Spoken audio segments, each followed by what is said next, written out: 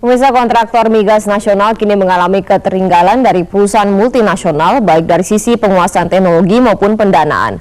Untuk itu sudah waktunya industri migas nasional mewujudkan korporasi Indonesia atau Indonesia Incorporated di sektor migas. Bagaimana upaya kontraktor migas nasional keluar dari ketertinggalan? Simak hasil liputan reporter Ano Suwarno dalam segmen Fokus Bisnis berikut ini.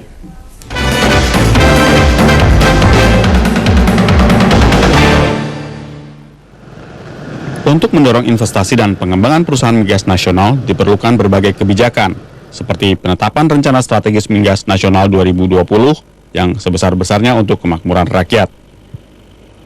Dahulu Malaysia belajar membangun industri migasnya dari Indonesia, dan kini negara jiran itu sudah berkembang jauh, bahkan Malaysia dengan Petronasnya, sebagian besar pendapatan mereka sudah diperoleh dari operasinya di mancanegara.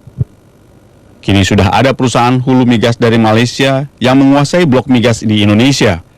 Sebaliknya perusahaan hulu migas dari Indonesia belum ada yang menguasai satu blok migas di Malaysia. Contoh lain adalah Cina. Industri migas di Cina kini sudah memproduksi minyak rata-rata 3,5 juta barel per hari. Sebanyak 90% diantaranya merupakan produksi perusahaan-perusahaan Cina yang kebanyakan sahamnya dimiliki negara atau badan usaha milik negara. Sementara di Indonesia, menurut pengamat perminyakan Kurtubi, perusahaan dari Amerika Serikat selama ini masih terus mendominasi penguasaan pasar jasa penunjang industri hulu migas.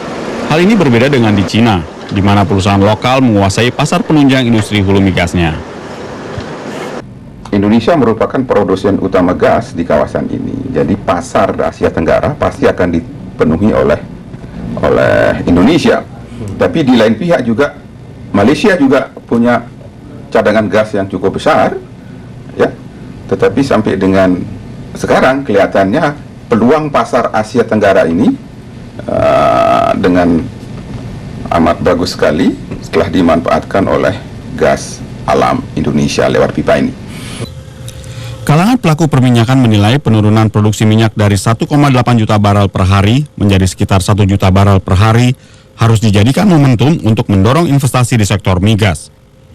Ketua Asosiasi Perusahaan Minyak dan Gas Aspermigas, Effendi Sirajuddin menyatakan, pemerintah harus mendorong perusahaan minyak gas nasional berinvestasi di sektor produksi, sementara investasi di bidang eksplorasi tetap ditawarkan kepada pihak asing. Hingga tahun 2005, 75 perusahaan minyak lokal hanya menguasai 15% produksi minyak dalam negeri, sementara 85% sisanya dipegang oleh 125 perusahaan asing.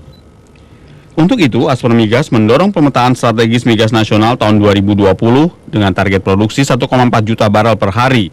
Selain itu, perusahaan minyak nasional harus dapat menguasai sedikitnya 70% di lapangan minyak. Jadi memang perlu ada upaya bersama antara dunia usaha, kalangan perbankan nasional, pemerintah untuk bisa mensosialisasikan ini sehingga dana itu karena mereka paham, ya.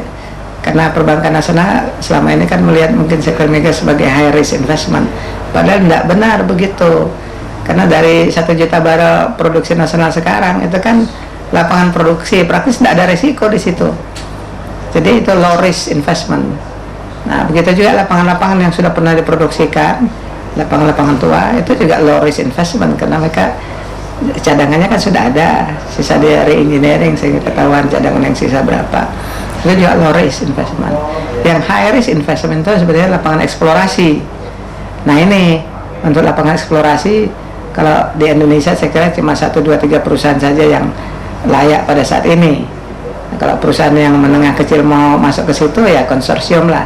Nah di lapangan eksplorasi ini perusahaan-perusahaan migas asing itu bisa dibuka kesempatannya. Tapi kalau lapangan produksi atau lapangan-lapangan kecil atau menengah itu sudah harusnya diserahkan kepada perusahaan nasional.